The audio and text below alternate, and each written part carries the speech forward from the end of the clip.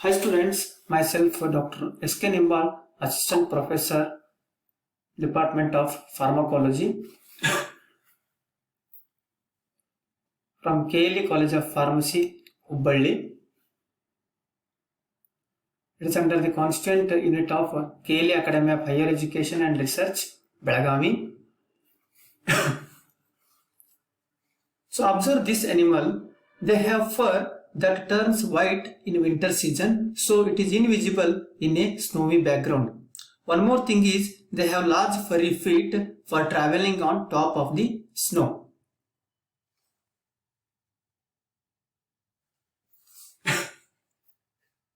This is a polar bear which has a small ear and tail, and this minimizes the heat loss.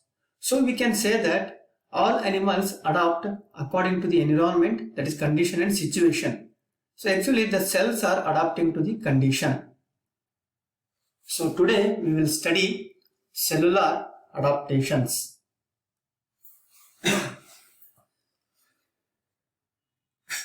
Cells make adjustments according to physiologic needs or pathologic injury.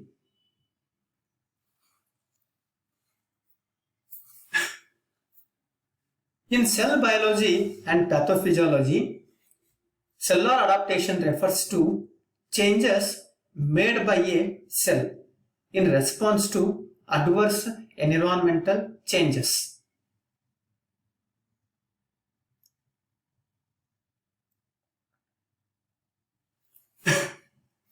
And this cellular adaptation may be physiological, that is normal, or in a pathological, that is abnormal conditions.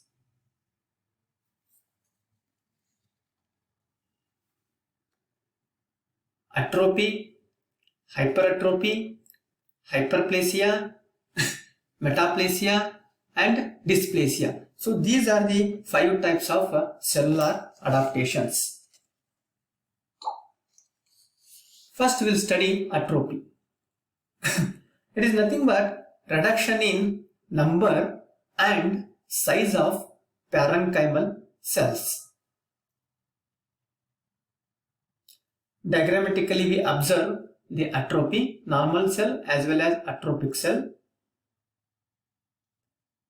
And this occurs in physiologic as well as pathologic conditions.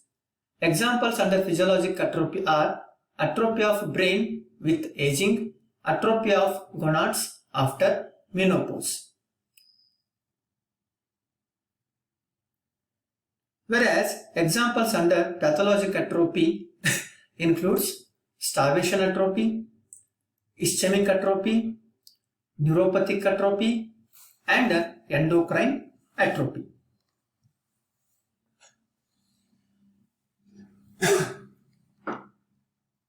Now second one is hypertrophy. So hypertrophy is increase in size but without change in number of cells.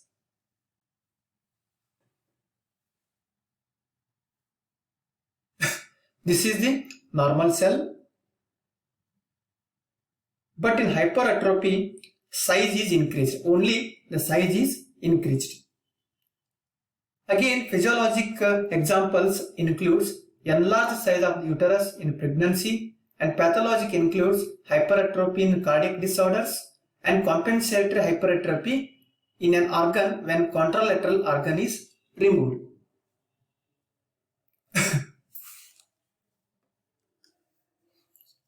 Third one is hyperplasia. It is increase in number of parenchymal cell but without increase in size. So quite often these both hypertrophy and hyperplasia occurs together.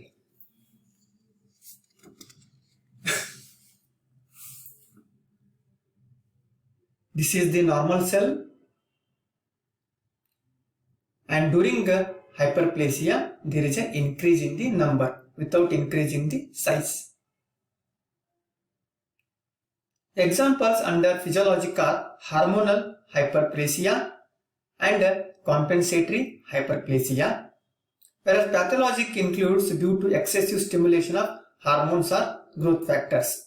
It includes endometrial hyperplasia following estrogen excess. Next one is metaplasia. It is a reversible change of one type of cell to another type of cell. And if the stimulus persists for a long time, epithelial metaplasia progresses to dysplasia and further into cancer.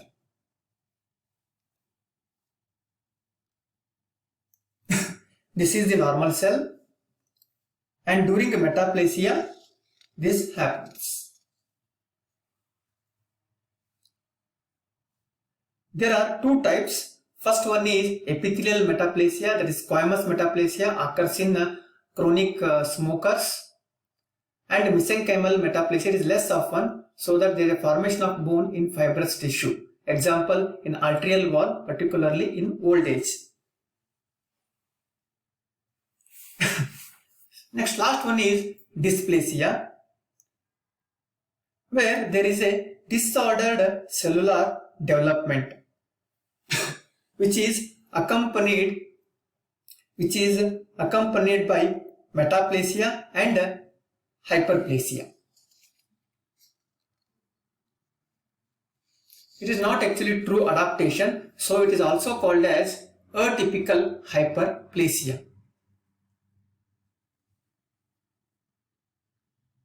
This is the normal cell, and during dysplasia there is a disordered development.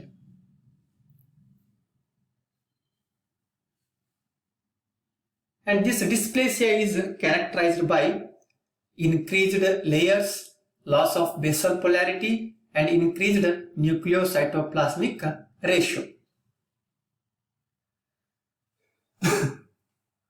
Examples, the two most common examples of dysplasia includes changes in the uterine cervix and respiratory tract. So these are the 5 adaptations.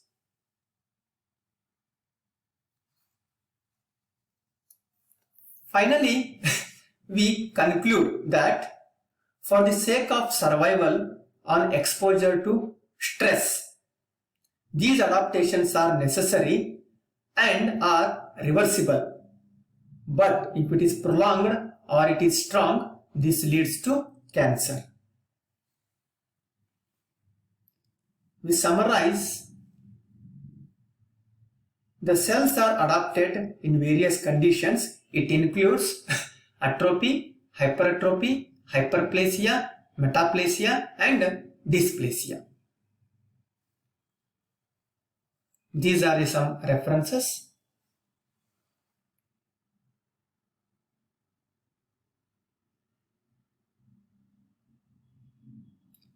So thank you one and all.